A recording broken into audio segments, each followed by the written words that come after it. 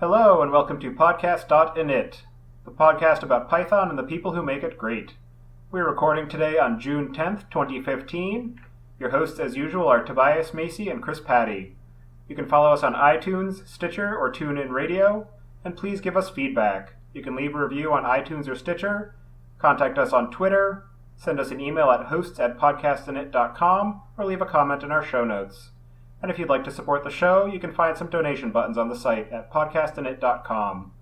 Today we're interviewing Eric Schles. Eric, could you please introduce yourself? Hello, everyone. I'm Eric Schles. I'm a data scientist at the Manhattan District Attorney's Office, where I work on preventing and combating human trafficking.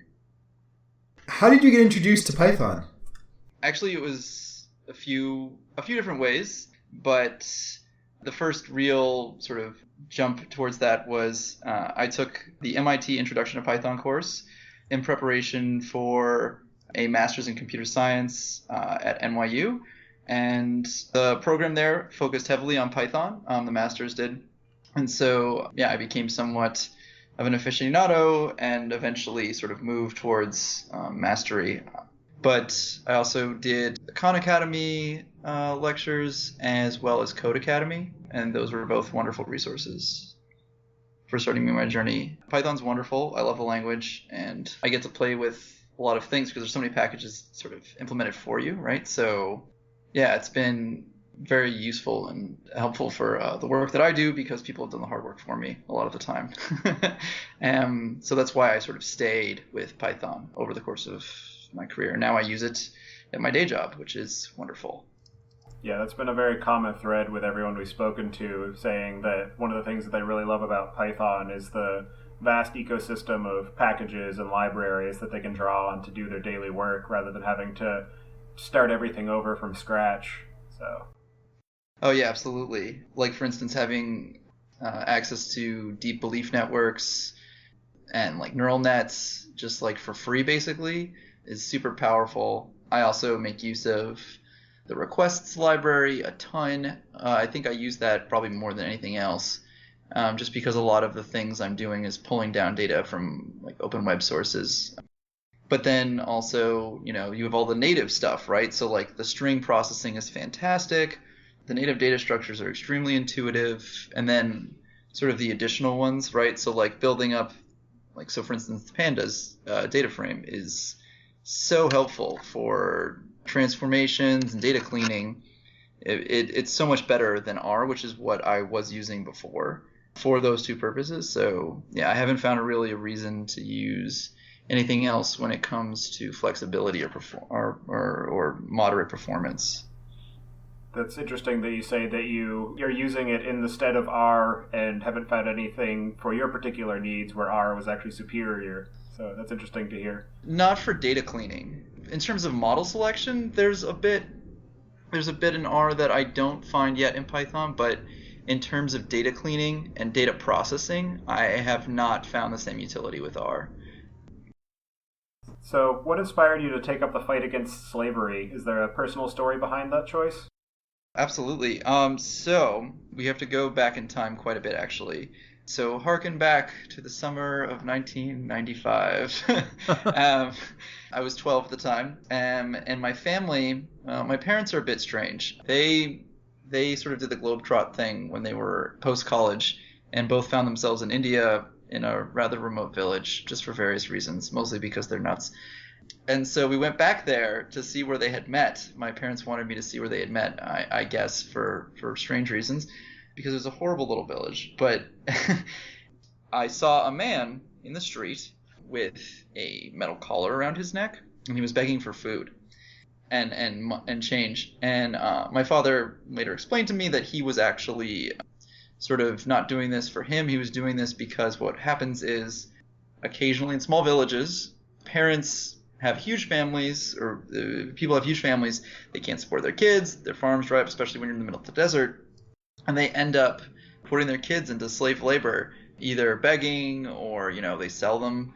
It's really bad. And so I found out about this when I was 12, which was perfect timing because I had just learned about slavery in America, and I was taking American history or something, and we had learned how Lincoln had freed all the slaves, and I was sort of confronted with this moment of, oh, no, it still happens everywhere else. This America got fixed, sort of, but not everywhere else. And so something inside me just sort of like broke. And then I spent, a couple of years sort of being depressed and trying not to think about it as much as I could. And then much of my late teens and early 20s thinking about how to stop slavery internationally. And it led me to economics, where I learned a whole bunch about how one could understand systems and sort of implement policy solutions to this. But, I needed to get my hands dirty with data. I needed to be able to build tools to be really effective. And also it's helped me build the developer community in Python is fantastic. And it's helped me build up this huge network of people who are looking and willing to help. So that's been great. Yeah. And then I guess after that I did sort of master's work and then computer science stuff. And so that sort of like brought me to where I am today. But it's interesting. As I started learning more about slavery, it sort of like also came on the rise in America because of the internet, ease of use with that, brought actually a lot more demand in America and allowed sort of traffickers here to sort of communicate and to reap supernormal profits, which have been not great. So technology has been both a blessing and a curse to America. It wasn't actually as bad a problem, or at least it wasn't as well documented a bad problem. In the 90s in America, I was interested in international focus, but there's sort of been this rise locally, which is why I bring it up. And so using technology, hopefully we can combat it in this country, and then I'll find more standard sort of policy solutions abroad, because everyone's on the same policy page here in America. So some of your work touches on the deep web. Can you provide our listeners with some context around what that term means and the role it plays in what you do? Sure. So the deep web refers to, I'm being a bit vague here, but it relates to websites that require the Tor network among other networks. It's basically not the normal internet. So the Silk Road, for instance, is a great example of a deep web website. You have to access it through the Tor network. You have to sort of .onion sites are all examples of deep web things. They're not easily scraped. They don't live at static IP addresses. Unless you know how to get to them, you can't always get to them. You can also, by the way, search normal websites like google.com or something through the Tor network, and it's also anonymous, which is important. So when you visit a website through the Tor browser, the Tor browser essentially obfuscates your identity completely. And so you have this like anonymous web experience where no one knows who anyone else is. And that's sort of the point. So there are a few caveats there. Some people have been able to map some pieces of this through a lot of statistics, but you still can't get at 100% certainty who anyone is on the deep web. So how this plays into my work is not going to take a huge leap of intellectual thought. Basically, because everyone's anonymous, you can do things like post interest in essentially buying and selling people. So this happens on some deep websites. Standard scrapers, web scrapers, typically cannot handle this, although there are some tools in Python among other languages that do this. So you can make use of Selenium and then mechanize the Tor browser. There's a Tor driver, and you can use that to scrape the content on the deep web. But if you use the request library and try to just do a get against some deep web website, you will not get anything back. Actually, I've never tried it, so I'm not 100% sure that will happen. You might get something back, but I'm reasonably sure you won't. So standard HTTP requests won't work. I don't want to go into the internals of why this or how this works, though, just because, then it's a very long discussion. That's a whole show unto itself. Yeah. That's right. That's a whole show unto itself. But yeah, the deep web is interesting. I actually am for privacy, aware web browsing. I think that if people are honest and don't use it for bad things, then the deep web is not necessarily a bad idea. I think conceptually it's very important. And I think you can build privacy aware systems that still give information that's pertinent. So I think also the web needs a bit of a redesign, if I'm being critical. And people like Schneier have sort of talked about this. He does a wonderful rant I got to see him in person recently, actually, which was really cool. And he does a wonderful rant about how we need to be making our web technologies more privacy aware and sort of stopping this aggregation thing. That you can actually build systems that are still safe, that still allow us to get the information when it's necessary, but don't require overkill like the Tor experience. So, but I think privacy is very important, and we should all cherish it. It's just unfortunate when some bad actors really, sort of mess things up for the rest of us. But that's sort of where we're at because of this technology. We have to sort of, go a little deeper into this because of bad actors. So to sum up, you can sort of think of the deep web as the internet of the old days, but also a really scary version of that, where pictures of young women and young men, like 5 or 6 year olds, are posted. And, these are women, young men, or children, I should say, children that are exploited, and there's no way around it. And the deep web has allowed that practice to propagate and allowed people who are deviant to become increasingly more deviant because they can congregate now. They can have conversations. They can learn from one another. They build communities. They have parties. I can't say further than how I know that, but I can say that I know they have parties. And it's terrible. So that's what the deep web is unfortunately afforded us now. You don't even have to be a researcher to, I didn't know about the parties per se, but I'm actually very interested in Tor because I feel like, as you pointed out, privacy is important. Even not necessarily so much here in the United States, but I feel like it's very important for someone in China or Iran or whatever to be able to get access to a relatively free and unrestricted internet, just like we have. And I feel like Tor is a great tool to enable that. But anybody who has set up Tor in the Tor browser bundle or whatever and gone poking around to any really significant extent, you can't walk 10 steps, metaphorically speaking, without stubbing your toe on a pedophilia site. It's rampant in Tor Hidden Service Land, which I think is a really unfortunate thing. And so that's why I think projects like yours are so incredibly important, because we need to not just say, well, Tor is for pedos. I think we need to actually work to make sure that it's a tool that can be used effectively by the people who really need it, right? Right, absolutely. I think you're 100% right. I would argue for something. So my fear is that you can't stop deviance, right? Like, sort of like, if you live in a society where all ideas are free, the bad ones are going to get out too. And I'm not saying that we shouldn't have that. I think we absolutely need to have all ideas expressed, unless they're, something that actively damns others or in other ways causes them to have a loss of freedom. But right, so the point I'm trying to drive at is that because of these services, I think that Tor takes it to too far an extreme. That being said, of course, if you're in a place like China, then or some places in Africa or the Middle East where or even some places in South America, if you voice your opinions, you get killed. So for instance, I can't remember what city it was in, but there was a city that's using Twitter right now to get all of their news and updates and things. And there are these women that are going around and young men who are going around and sort of providing insights and news because the news organizations have collapsed. And for speaking out about where the terror is happening, where the drug cartels are, where the human trafficking is, where the drug trafficking is, they're getting killed, and their pictures are being put up on websites saying, this is what happens to snitches. And so for that kind of thing, something like Tor is necessary. I don't think we have the right system yet, though. I think we're close, but there has to be a way to sort of protect the freedoms of the many from getting killed if they're doing something legitimate, but also allowing or disallowing folks like pedophiles to run rampant. And maybe that's, you have some voting of the entire population. Like, the entire population on Tor says, no, this website is bad, it gets shut down that day.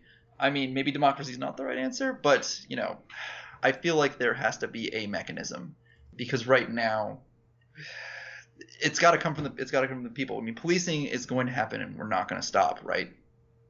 Predictive analytics and data science is being integrated into law enforcement more and more, which I am really proud of. I think we need more understanding of technology, not less. But at the end of the day, I think there needs to be some sort of protocols in place to stop it on a mass level and to be self-policing. Because right now it's not, and that's that simple.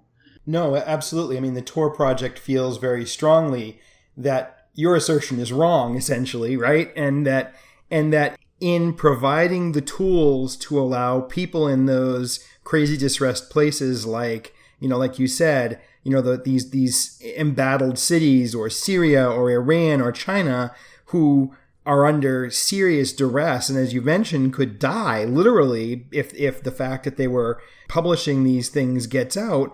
They feel like absolute anonymity is the only thing that works, is the only thing that can help. And I'm pretty sure it would be really interesting to get a response from Tor to your assertions. But I'm guessing, having run a relay for a while myself and having read a bit of the literature and the mailing lists and such, their response would be there is no way to provide that kind of a mechanism without lessening the effectiveness of the anonymity that Tor provides. And it's really interesting. You guys are kind of I feel like I'm listening to a debate between Richard Stallman and, I'm not sure, someone from the proprietary software community here, but it's a really interesting polar situation. Well, okay. I am absolutely not from the proprietary community. I believe in open sourcing everything. I think no code should be closed source. I totally understand, and I apologize. I was using an analogy. I was just saying that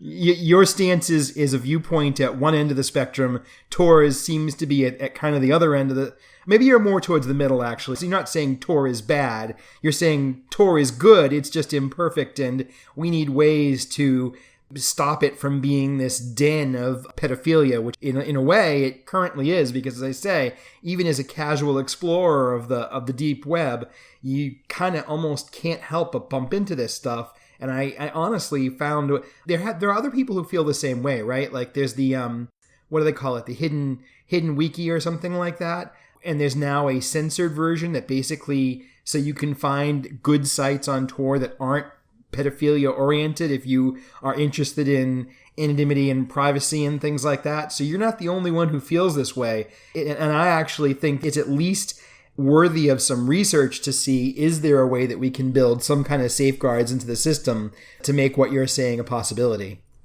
Right. And I think that would be all I would ever argue for. Now, I don't want to, get into the most ardent of hardcore debates about this, because at the end of the day, I'm not a novice when it comes to the deep web, but there are people more capable of having this debate than I am, if that makes sense.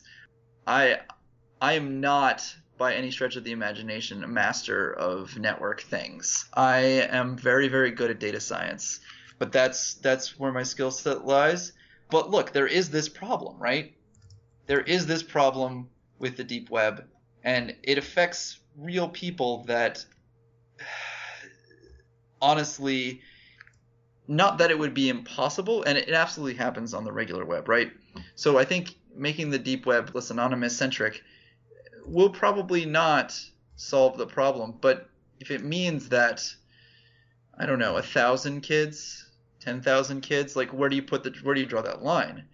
Where their lives are better because you can't profit off of, or maybe it makes someone less likely to even try to profit off of them as sexual objects. And it honestly depends. It's a hard debate to have because you don't know how much of this stuff is recycled. I don't know of any metrics on the amount of actual pedophilia that actually happens. And if you took a statistical study and actually measured it, could you even figure out how much legitimate pedophilia there is going on? I don't know the answer to any of these questions, but my guess is it's probably a lot, right? Because you operate with essentially no real safeguards, and you operate in such a way that there's no real, unless you're really stupid, there's no way to get caught. And so I worry about these things.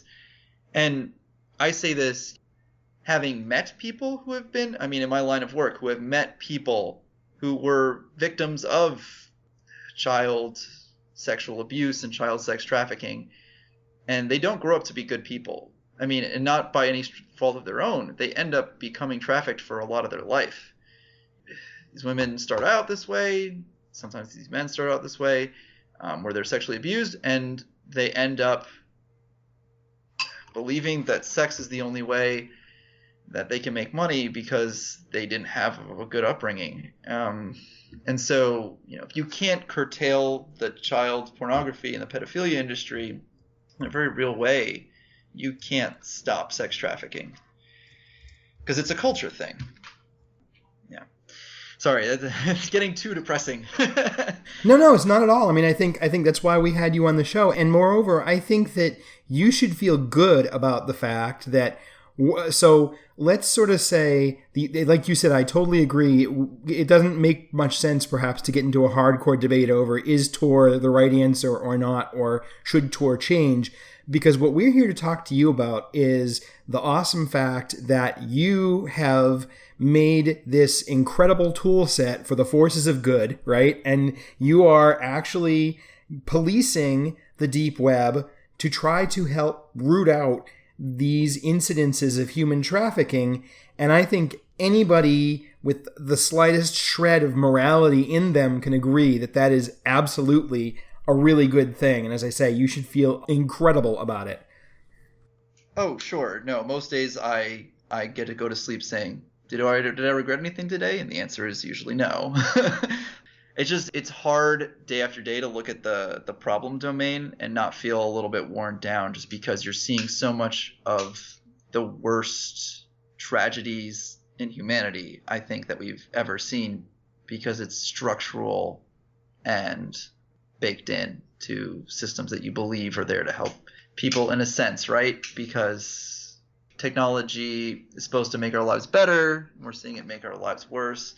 And the consumers of the trafficking industry, these are not people that are poor. These are usually very wealthy individuals. The sex trafficking industry is doing really well. It's a multi-billion-dollar industry. And so you have to ask yourself, if it's a multi-billion-dollar industry, who are the people that are paying all that money into it? And it's unfortunately, wealthy individuals. Maybe you would think that the people with power and money, and obviously it's nowhere near everyone, right? But there is a subclass of wealthy individuals who are consumers of this product of human suffering, more or less. And so there's some level of sort of like structural dissonance that's going on in our society, and it's something we need to address. And that's what I'm trying to do, honestly. I'm trying to address it.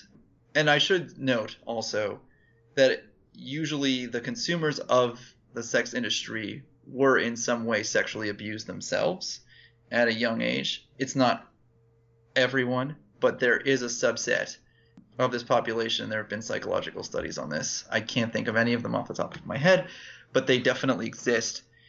I know anecdotally sex therapists who have worked with people who are recovering from sexual addiction, and they went through sort of similar things. And these are guys who worked in finance, who had very high stress jobs, but were legitimately brilliant, but couldn't see how much they were hurting someone else. So I think there is some structural dissonance that allows this sort of system to persist.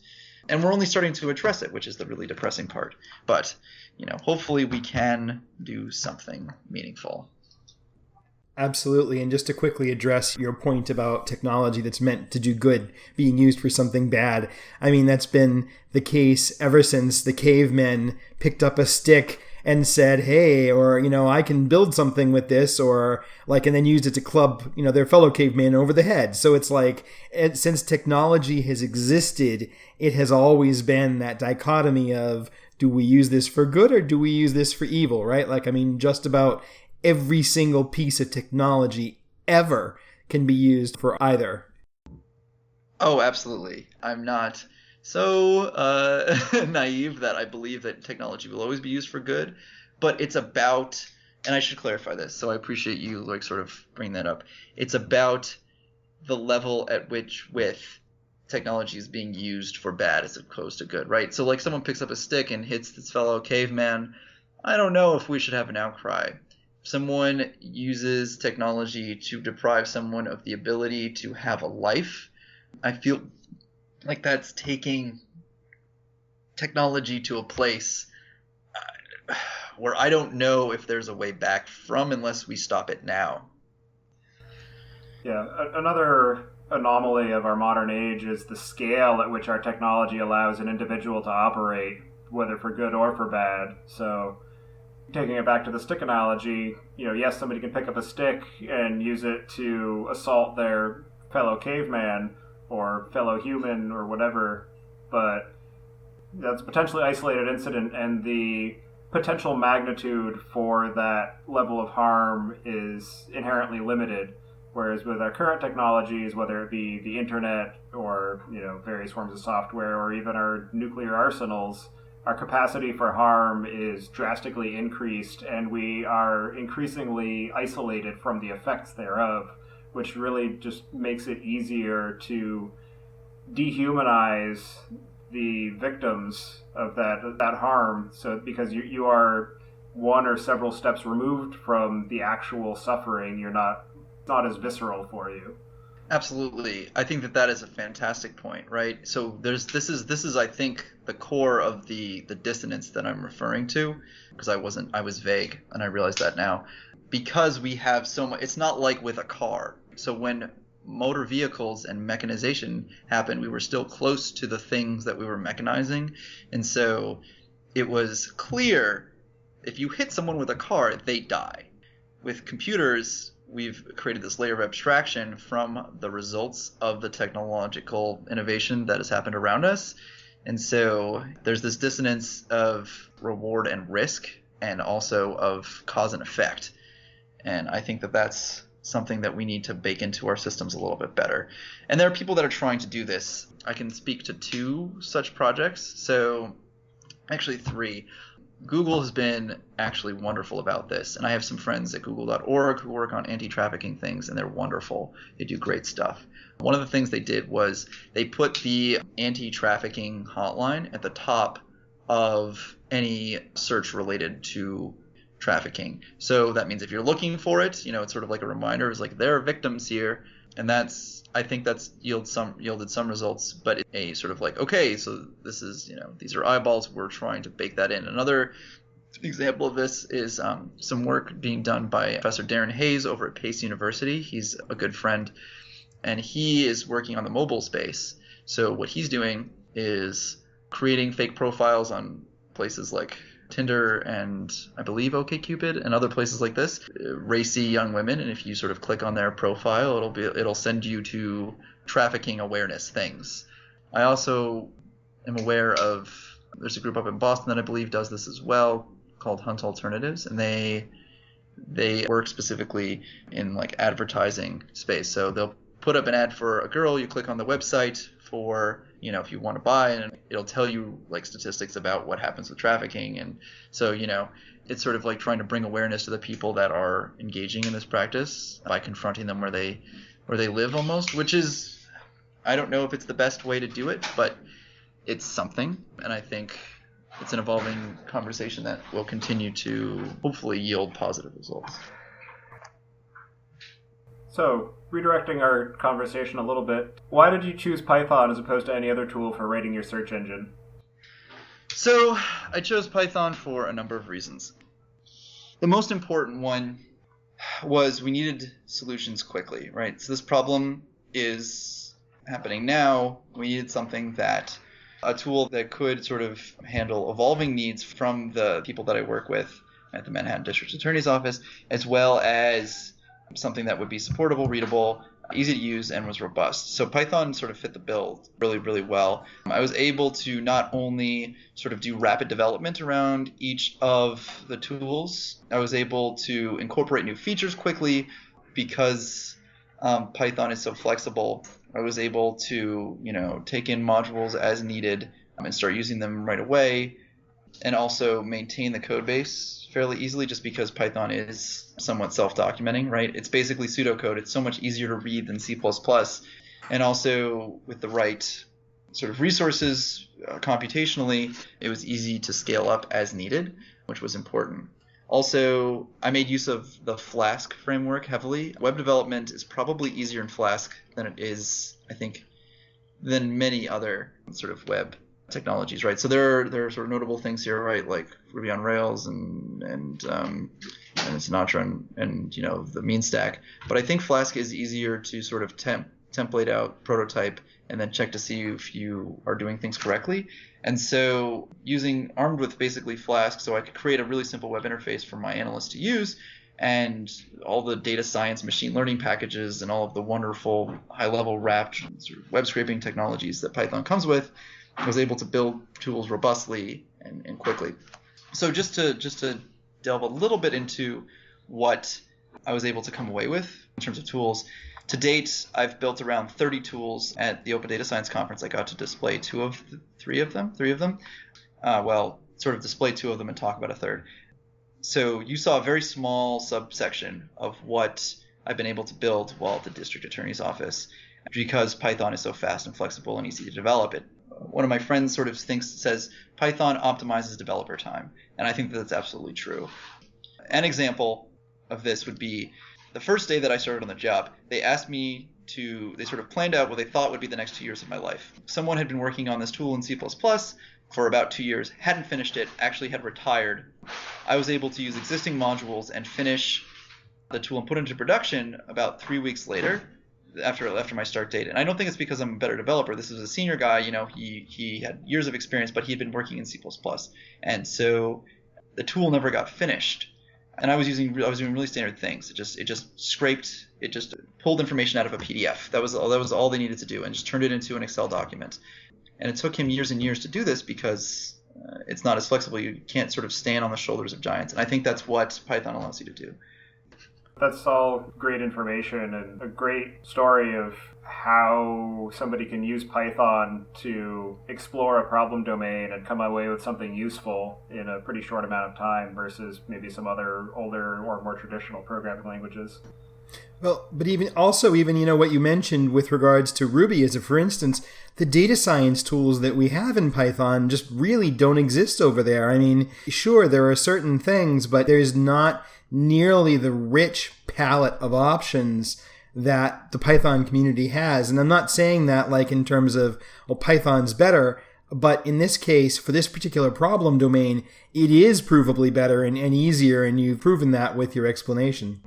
Yeah, sure. I would say that doing data science in Ruby is challenging. I think people can do it, but it's definitely not as easy. There is an extremely robust community, and I think this is mostly because of the data frame that Wes McKinney built. I think having access to that sort of galvanized people around this and said, oh, you can do data science in Python, and sort of made it a reality. Yeah, I actually found his talk really wonderful at the Open Data Science Conference. If you guys didn't see it, you totally should. It was great. But yeah. So I think that data science just is easier. You have sklearn, you have a really robust data frame, you have traditional modeling through stats models, you have really great and easy visualization tools, so Matplotlib, as well as Vincent, which lets you compile basically to D3. It's so easy to build really robust visualization. So you sort of have this full stack data science toolkit at very low cost. With like about 5 or 7 lines of code, you can build a visualization for a social network. I don't know of a lot of other programming languages that allow that to be done that easily. I mean, I think this may exist in R, but it's far more difficult. Like I have a colleague that works in R at work, and he hasn't figured out how to do sort of this yet. So I'm trying to convince him that he should just use Vincent, and then it'll be okay. But yeah, I would say that doing data science in Python is easy and fun, as long as you like math a lot. So can you provide a high-level description of the technical details of the search engine that you created? And if you don't mind me inserting my own personal spin here, maybe give us a little bit of a sense of what it's like to interact with Tor through Python? So basically what's happening is It's a directed search engine, right? I'm not scraping the entire internet because that would be silly. I'm not Google. I don't have those resources. There's no reason for me to do so. But what I am doing is I'm starting at a seed, the same way Google does, except my seed is gross websites, like the grossest websites you could possibly imagine. Like, it's like if you went to Google except everything was like porn that you felt uncomfortable watching and were saddened by seeing, that would be my seed. And then what I do is I traverse all of the links. So basically there are a bunch of links on web pages, right? And you can traverse these. So I use recursion to traverse these websites, and I go like n levels deep, where n varies depending on the website and what I'm actually searching for. So it's also a directed search engine. So it's a little bit more manual than Google, right? So you query for a thing, and then it gives you like 10 billion pages in like a second. What I'm doing is I'm querying for specific information. So phone numbers, I'm querying for email addresses, and I'm also querying for text that I received or a analyst received for a case. So the way that we get specific case information is through honest detective work. People will sort of say, hey, we got this new case, it looks like trafficking, you should take a look. And so basically what we do is we start a workup, and my search engine goes to work. It looks for any more links. It looks for further instances where this name, this phone number, email address, or similar sort of writing to an ad, if there's an advertisement associated. If not, then it'll just go off of phone numbers, because when someone's arrested, we get their phone information, so we have a way of contacting them if we don't send them to jail, and if we do put them in holding, then we still get their phone numbers, typically. And so these are hard attributes that you can then use to search the web and find more information about this person. If we find advertisements linking to Backpage, if we find other sort of prostitution-y sort of websites that are connected in some way, in a hard attribute way, and by hard I mean a clear causal link between this person and this website, then we think it's trafficking, and we start our investigation in earnest. Yeah, so right now we have like 30 ongoing investigations and I think 9 or 10 active indictments. Most of which did not come through this tool. I've only been there 8 months. It takes a really long time to bring an indictment, but I've been able to aid in a few of the cases since I started, and bring in more information more fast. So the faster you can get information downloaded, which is essentially what I'm doing, because right now, before this, people were just using Google or whatever. So I'll talk about that in a second, and how this relates to the deep web and why my tool's helping a little bit there. Basically, I've been able to take this thing that was manual and took maybe weeks to taking that and turning it into days or hours or even minutes. So if you can do this, then you can work more cases at once, your analysts are less overloaded, and then you save time and money, which is great for the government and also allows us to work more cases at once. Because we're a small team, right? There's like 7 full-time staff members in the human trafficking unit. Maybe I'm missing someone. Let me think. 5. No, there's like 9 or 10. And then there's like sort of part-time people that help out from other units, but they're like, this is really depressing, we need more people on this, and so they sort of pitched in, which is really wonderful.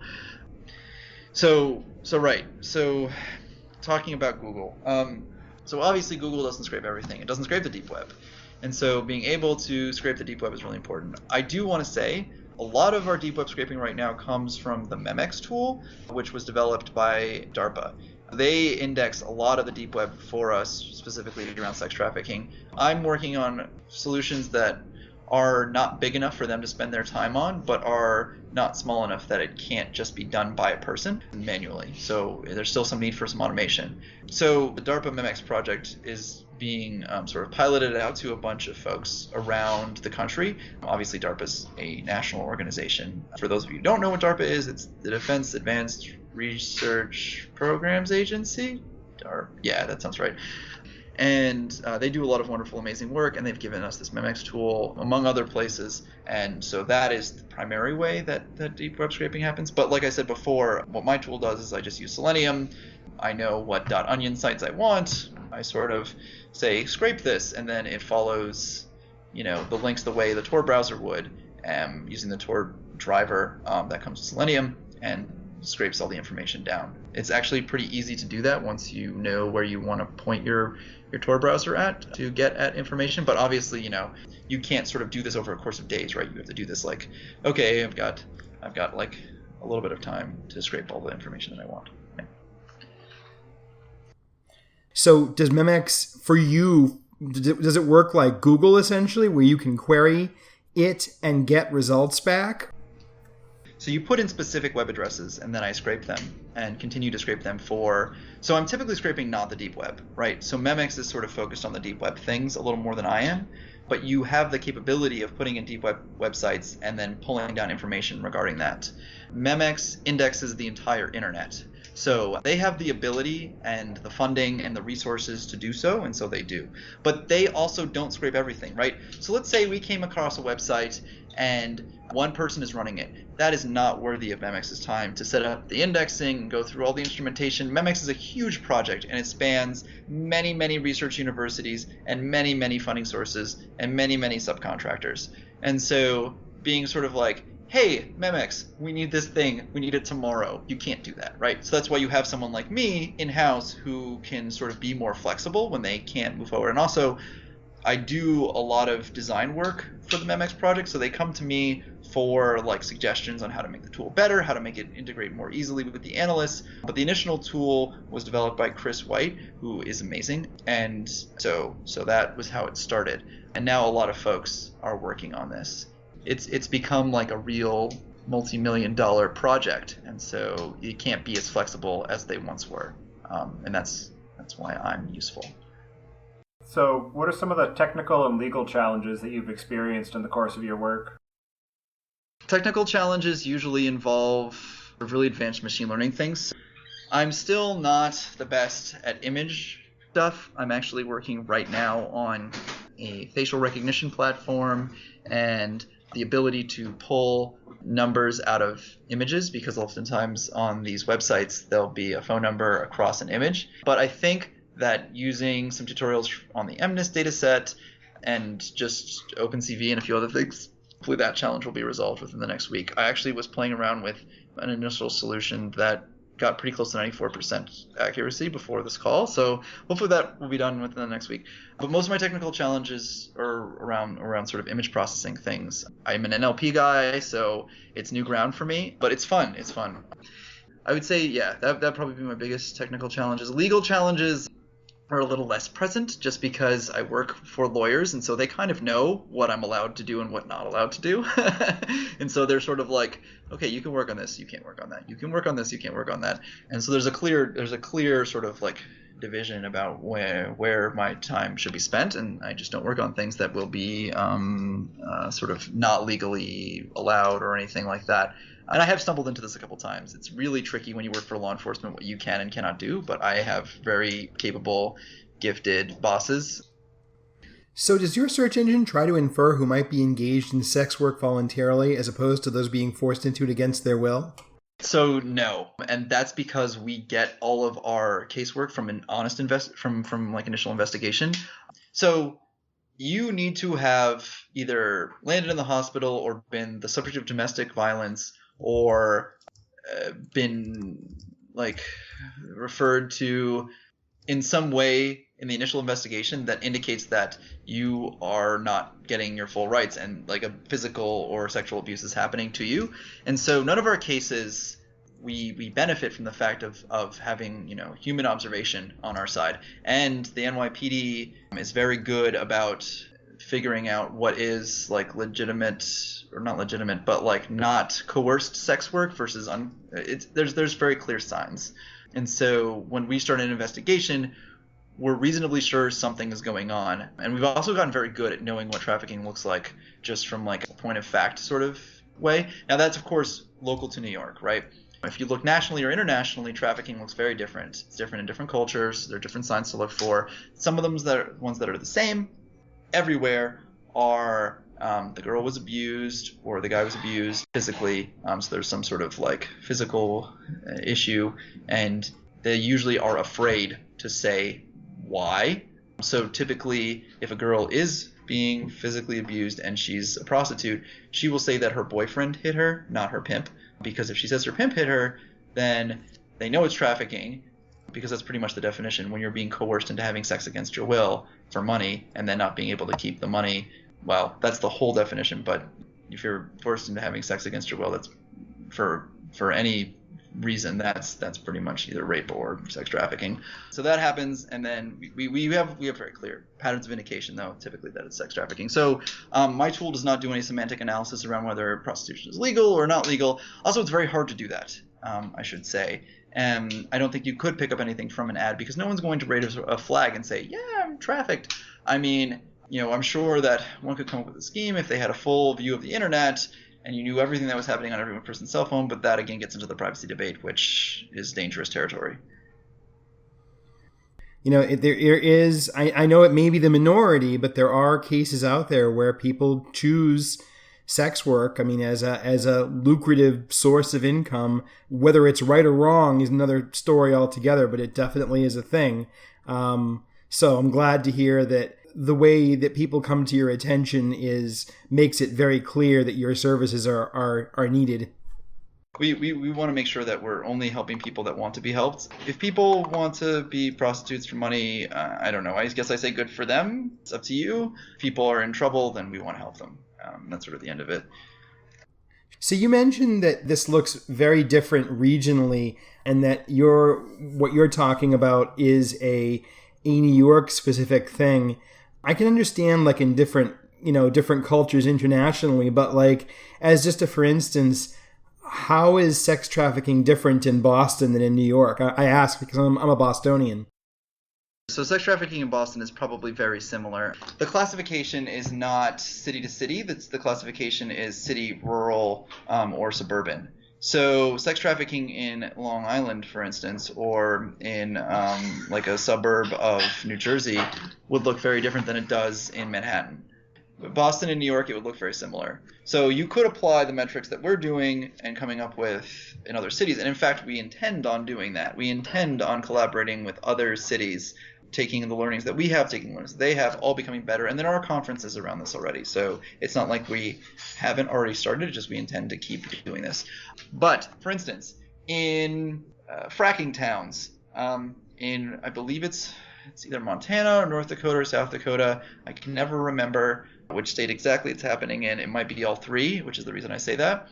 So what's happening there is women are being sort of shipped in by the busload for these sort of like boom towns that are coming up, and not all of them are getting there legitimately. Some people are setting up sex trafficking shops in these sort of fracking towns, and so it looks very different in a place where it's a fracking boom town than in like Canal Street in Manhattan. So that's the difference. I think that you would probably end up with a very similar situation in Boston. I mean, like, there's going to be cultural norms that are different between New York and Boston, but more or less it's going to be a young woman who's being physically abused, who says that her boyfriend is beating her when in fact it's her pimp beating her, and she sort of ends up in the hospital. And so we get a call and it's like, oh, hey, let's do something about this.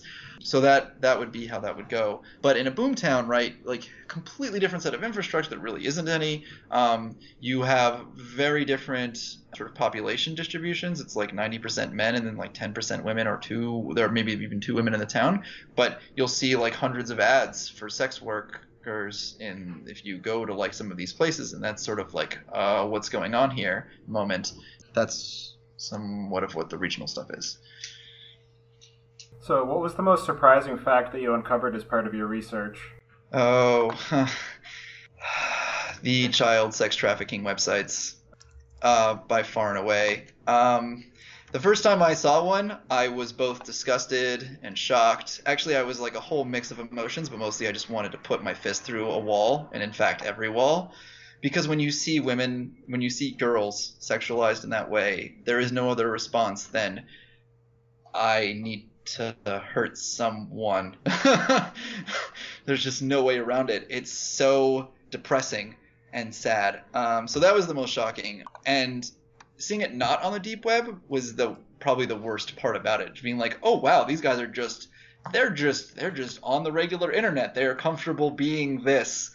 Okay, so when do we go into their house and arrest them and stop this? Was sort of like tomorrow? Can we go tomorrow? We know the police. Let's go tomorrow. Buying everyone sandwiches, and we're gonna just take them down because due process is important. But like, we're sure right now. So So that was the worst thing. I can well imagine. I can only, yeah, I mean, that's, on the one hand, that's what makes what you do so incredible. And on the other hand, it's part of what makes what you do so unique. I don't think I could do that job because I think I would have a very hard time remaining within the framework of the law if I encountered things like that. It must get tough. It is so hard. I mean, I've never done anything bad or illegal. Thankfully, I've always been able to sort of like recover. But I mean, that day, I just literally went outside to the park that's by my office and just started yelling as loud as I could because I didn't know what else to do. And then I went back in and finished writing the automation so that we could get these. I'm sorry to curse, but there's no other way to call them. That is their designation. I think we're good. I'm guessing that we don't have any minors listening to our podcast, but we can bleep you out if that becomes necessary. But in any case, very cool. So, without revealing anything you shouldn't, are you aware of anyone being set free as a result of your work? So I can speak to the fact that people have been set free as a result to our work because it's not my work, it's everyone's work. There's a team, it's very collaborative. There are investigators, there are lawyers, there are analysts, there's me, there's the larger district attorney's office, there's the police department. It's absolutely and there's a anti-human trafficking unit in the police department too, and they absolutely play a part in every single investigation that we take part in. The FBI helps us. Like it's not. I would never call it my work. I would call it our work, and I'm thankful every day that I have collaborators because 10 years ago, it was just me thinking about, well, okay, so how do I bring down the biggest, oldest form of human sadness ever, and to like having many, many people that I can call colleagues. So yeah, I would say that we have set people free, and it honestly is what keeps me from going insane. So, given the complicated socioeconomic aspects of human trafficking and prosecution of those who are responsible, can you discuss some of the moral and ethical considerations that you've been confronted with while building these tools? Yes. The most important moral and ethical considerations, and it is an extremely nuanced area, so I appreciate sort of stating that explicitly. Privacy is probably the biggest concern for me. Okay, I've just automated this process, right? Another coder might be able to come in, and I try to make my code as hard to change from use specificness as possible. I try not to build my tools in too general a way so that you could then take this and spy on everyone. But someone could take the methodologies that I'm applying here and do sort of a big brothery thing if they tried hard enough. But all that is documented really well on the internet, so anyone in the government could probably do this anyway. But it's something that I do worry about. One day, having my tools being used by someone who has less than good intentions. Yeah, I think, though, being a realist, no one really gets into the government unless they have good intentions. And if they don't have good intentions, they tend to leave rather quickly because the pay is awful. Like, if you're not a good person, you don't stay for the power because the pay is sort of like you leave very fast. So I'm only sort of minimally concerned about this. Do you think that's true of the government in general or of law enforcement in particular? I think it's true of local government at any sort of level. I don't know about the federal level, right? So obviously you have all the things with NSA and the FBI and the CIA. Constantly, right. So at that level, but I'm not building tools for them. They don't have access to my source. They have access to the open source things that I do, but those tools exist in so many other formats and ways at this point, like Scraper Wiki, Google image search, right? I'm not reinventing the wheel. I'm not inventing a better mousetrap for someone who wants to use this towards malicious ends. I think that investigators could use it to like do something shady if they really, really wanted to, but there's so many other things available to them that I feel like my tools are sort of dropping the bucket. when it gets to that level. Now, of course, no one at the district attorney's office until me had the technical ability to sort of implement a lot of these tools, unfortunately. I'm trying to change that so hard. I'm actually working on a open source book to teach my colleagues at the DA's office how to use Python in particular, but how to program generally. So, and part of me coming on the show was I'm hoping that people will help me write this open source book and make it better. So this way I can teach folks in a lasting way, so the day I leave because I'm not going to do this forever. It's too depressing to do forever. I will probably end up either working for a big company or starting my own company that does advocacy work, but in a less direct way at some point, just because the work is so emotionally taxing. But I'm hoping that technological innovation will be something that I can bring to the local government sort of permanently, so that they have a way of saving time, getting correct results, and actually doing the due diligence to help the people that matter. That's so great. It's really interesting to hear you say that, because I mean, I'm sure you're aware of the whole civic hacking movement, right? Like Code for America and the various civic hacking groups that have formed in municipalities and cities and towns all across the nation. So it's really kind of neat to see that movement coming from both the outside in and from the inside out. Absolutely, and I'm part of a collective of folks that are interested in this. So sometimes I work out of a place called Civic Hall, which is sort of like a meeting ground in New York City for folks that are interested in civic and social innovation. There are a whole host of folks inside and outside of government that are coming together now and having conversations that are important, talking about technology and how it can be used to better the lives of all of us. So I think it's an exciting time. I think that there are a lot of reasons to be hopeful in the broader scheme of things, and I think that we might start to see real social justice and change in the betterment of all, at the very least in this country. In the major cities, I think urbanization is making us more thoughtful, sensitive, and hopefully capable individuals who can live freer, happier lives. I think that's so important, and I'm so glad to see that this movement, as I say, happening on multiple levels, because talking about technology and how it can be used for both good and for ill, I feel like, and not to necessarily disagree with your countermand, your previous point about Tor, but I feel like, from my perspective anyway, the right approach is not to try to restrict or ratchet down on, but to try to say, how can we do good to counter it? You know what I'm saying? Like, how can we encourage and promulgate the good? Sure, and that is my intention with my earlier remarks about Tor. I don't think it should go away. I want to be very clear on that. I think that we need to just build a better system, and that means sort of being more thoughtful and empathetic.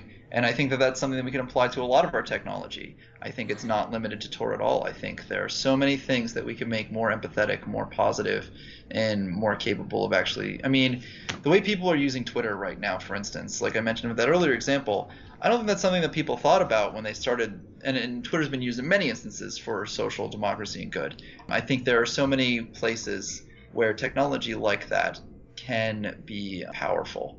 And we just have to find more ways of doing this sort of thing, and then we'll be able to do something meaningful that couldn't happen 100 years ago, which is exciting. To paraphrase you a bit, I think that as engineers, we're all guilty of anytime somebody hears the word build, they automatically jump to the idea of technology, but we don't necessarily need to build a better Tor system. We need to build a better social system around the use of Tor to improve the landscape and ecosystem around what is available on those networks. So rather than trying to modify the technical aspects of it, we need to modify the ethical and moral aspects and outlooks of the people who are using it and empower them to have some capability of policing their networks within that overall art. Yes, definitely. So are there any projects out there that you consider similar to what you're working on? Yes, I would say there's Thorn's Spotlight tool. I would say the Memex project, obviously. Yeah, those are the major ones that come to mind. So there's other people in the space that are collaborators. Polaris Project runs a national hotline, which is wonderful. It's not a competing tool or something, and not that there's any real competition. It's like another tool out there. but it's certainly used for anti-trafficking endeavors. Also, DoSomething.org has... What was that tool called? I'm sorry. Polaris Project has a national hotline for folks that might be trafficked. You can call in or text in, and they will record your call and get you to local authorities. So the Polaris Project is a nonprofit, I think, based out of DC, and they do a lot of wonderful work. Data scientists will work for them sort of on a volunteer basis. Also, DataKind, who are friends of mine, do some great anti-trafficking work, among other things. But I don't know if their endeavors are publicly available. DataKind tends to shy away from publicity because they're wonderful people and don't like the spotlight at all. Let me think if there's anyone else. Do something you started to say before I rudely right. interrupted you? Also, right. So there's also DoSomething.org. So they are more broadly focused. They're a help center for teens. You can text in. Sometimes people will text in things like, I want to kill myself, and they will sort of respond to it. So it's like a general purpose crisis center. But I know they've had a few instances of people saying, help me, I'm a slave, or help me, I'm being raped by my dad, or help me, I'm being trafficked even. And so they'll do stuff to help those people in those situations get out of it. So these are some examples of platforms. Typically it's either scraping or, hotline type of thing, or some image recognition software. So that's just a short list. I'm sure there are more tools that I'm not aware of. I haven't talked to everyone in the space yet. Oh, there's also Rescue Forensics. They are trying to be data scientists that are working on an early stage startup that wants to do this as well. I got to see a little bit of their tool a while back, and it looked interesting. It shows a lot of promise. So what would it take for other municipalities and law enforcement agencies to get started with using your tools? Pretty much just go to my GitHub account. It's GitHub/E Eric SCHLES. The two tools that are available right now are Alert System and Investigator. It's sort of a play on words because it's Investa and then _Gator, and then the tool has a picture of an alligator in a vest. And those two tools are open source, and you can start using them now. You can also contact me. My email address is ericschles@gmail.com. It's just my name at gmail.com. And reach out, and I'd be happy to collaborate with you, probably connect with my boss, and then we would start building stuff. I do work with some other cities, and I do volunteer with a number of nonprofits who are interested in anti-trafficking things, so it's certainly something I like to do. I help too many people. Hopefully I help too many people. That's a good feeling to have, I should say, especially in your line of work. So how can our listeners get involved and help with this project? So if you're interested in helping, just tweet at me, Eric Schles, or capital E, capital S, or email me, or volunteer for one of the many nonprofits that are interested in anti-trafficking endeavors, or you can volunteer at something having to do with children and be a mentor for someone, because underprivileged children are the most at risk to be trafficked. So if you make a difference in someone's life, they are much, much less likely to be trafficked in the future, especially at an early age. That's great. So is there anything that you feel like we should have asked you that didn't, or there's any message that you would care to give to people in the technical community that you feel like that you want to say, basically, that you want to get out there? What would it be? There is a world of good waiting to happen, and all we need to do is believe that we are capable of changing things. Literally, technology, writing code, it just means being able to be content creators. That's how we change opinions, points of view, is we get people to listen. Our jobs are literally to get eyeballs onto screens. We just have to sort of direct them to the right ideas. And we have the platform now like we've never had before. It used to be, just TV folks. Now anyone can put up a website. Now anyone who has creativity and passion and design skills or drive can be heard.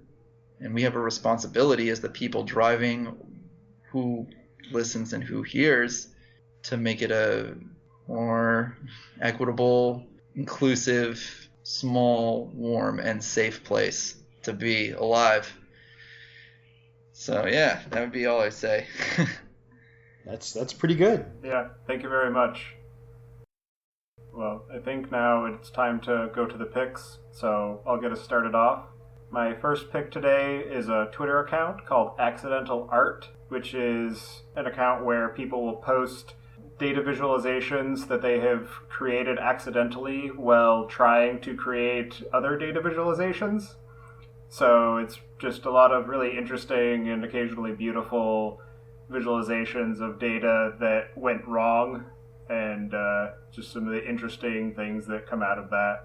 And my next pick is a website called tldrlegal.com, which is a site for being able to quickly gain information about and compare different open source licenses, so that if you're creating a new project or you're evaluating a project and you want to know what some of the details of the license is without necessarily having to read the entire text of it, you can go there and it will just give you the Cliffs Notes version, and you can also pick different licenses and it'll show you a compare and contrast between them. And my last pick is a band called Richelieu, which I started listening to recently, that is kind of hard to classify the genre, but the best way I can describe it is that their sound is somewhat similar to Tool. And if you like Tool's music, you'll probably like Richelieu's music as well. Chris, go ahead. Very cool. My first pick is, this week I'm not going to pick a beer, which is shocking to anybody who's been listening to the podcast for a while, because I usually pick beer. But in this week, I'm going to pick some different things. Oh, I lied. I have a beer at the end. Sorry. Neil Gaiman's Sandman Overture. I've been a huge fan of Neil Gaiman and his work. I love his comics. I love his literature. And the Sandman series is just amazing. When I was in college, these many years ago, because I'm old, our visual media design teacher said, go find a comic book series. Don't just walk into the store and get one because I'm telling you to. Take the time, browse, find something you like. And I realized that Men in Tights didn't really do anything for me. And I encountered Sandman, and it's this incredibly rich, mythic story that in fact is so rich and detailed that a bunch of experts from around the world started annotating his stories and with the actual mythic references that he was including in his work. And it was just incredible. I have the entire original series in hardcover. And last year, he has actually come out. He's, after like a 15-year hiatus, he has started back again with a new set of stories in the Sandman universe. And they are fantastic. Usually, so often at least, an artist takes a long break from something and comes back, and it's like, maybe you should have left it alone. But these are phenomenal. The artwork is so gorgeous that I have to resist showing my wife, look, isn't that amazing? Because she's sick of me by this point. But I really feel like every other page that I turn, I think, I'd love to see that as a poster on my wall. It's that beautiful. So my next pick is a restaurant called Hen of the Wood in Waterbury, Vermont. It is a unique place. It's kind of a foodie destination, so you probably want to make a reservation well in advance. One of the cool things that makes it worth mentioning, aside from the amazing food, is that you can get a seat that is literally overlooking a waterfall. So you're getting spray from the waterfall while you have your meal. It's a pretty cool place. For my last pick, I am going to pick a beer, despite what I said initially. It is the Alchemist Brewing Company's Heady Topper. They're a brewing company from Vermont, also from Waterbury. They used to have a brew pub that unfortunately got taken out by a hurricane, so now they just brew beer. And Heady Topper is delicious. It's also in the category of hoppy beers that are really great, have a really great smooth finish, and people drive for 3 states or more to come get this beer, so it's definitely worth a try. And that's it for me. Eric, what picks do you have for us? So I have quite a few. One would be my friend James Powell's blog, seriously.don't-use-this-code.com. He is a dear friend and writes crazy, awesome, intense things, and I love all the crazy Python internals he talks about. That would be my first. My second pick would probably be Julia Nunes. She's a relatively unknown recording artist, and she uses a ukulele and her exquisite vocal styles to to make wonderful, thoughtful music. And I got to see her in concert a while back. She's great live. And then I would say third and finally, I've been looking for this website. I'm not sure I'm spelling it right. Okay, whatever. I'll just say the third is an old favorite, xkcd.com. If you guys don't know XKCD, then you're missing out on one of the greatest web series comic things of all time. So, old standby. I think I read it every day. It's phenomenal and the only thing that makes me laugh consistently. Yeah, the XKCD is in fact fantastic, and it's really funny. I just found myself reading Mastering Emacs because I switched to Emacs recently, or back to Emacs, I should say. In the book, they have a reference. They included the MetaX butterflies. XKCD, great one. I mean, it's so clever. So great stuff. And for those of you who occasionally read XKCD and don't have a clue what he's talking about, which I'm sure we all have occasionally because he's such an esoteric and brilliant individual, there's actually a companion website called explainxkcd.com, which is a wiki of people explaining the various references that he includes in his comics. Oh, that's awesome. I didn't know about that. Eric, we really appreciate you taking the time to come on and talk to us about the incredible work that you're doing. And for anybody who would like to follow you and keep track of what you're up to, what's the best way for them to do that? So Twitter is pretty good. Email is fine if you want to contact me about things. Yeah, I would say actually Twitter is probably the easiest way to contact me. I check my Twitter feed, unfortunately, bi-daily because I like reading the news when I have nothing to do. One question, I'm sorry, Tobias, I don't mean to break the script here, but one thing I've been wondering about, and I haven't been able to kind of figure out from web searching, I read a lot about Memex in the news and whatnot. Is that something that's eventually going to be open sourced? Is it open sourced yet? It is open source, yeah. It is open source, but we don't talk about it. So people, you can, if you know, it's kind of like security by obscurity. If you know where to find Memex, you know where the code is. If you don't know where to find Memex, you don't know where the code is. And people don't open source things until the last possible moment. This is sort of how DARPA works with all of its projects. It makes sure everything's open source, but it doesn't tell you how to find anything. So since I'm pilot member, know where all the source code is. I don't think I should or will share that information. But yeah, if you're due diligent enough and you happen to know who all the Memex pilot partners are, then you can find their source code. Fair enough. Excellent. Well, thank you very much. Thank been you an both. Incredible conversation and very powerful. So thank you for taking the time. Thank you both for taking the time. This has been a wonderful opportunity. I always love talking about my work with thoughtful, interested, and genuinely wonderful humans like yourselves.